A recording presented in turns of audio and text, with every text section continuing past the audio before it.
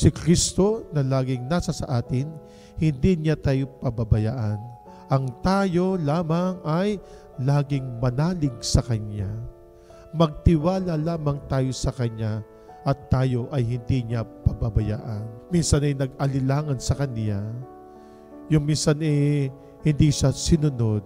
Naandun pa rin yung Kanyang paghihintay na ang mga taong ito, ang mga nasakupan niya, ay muling babalik sa Kanya. At yun po ay hindi niya po ipinagkakait.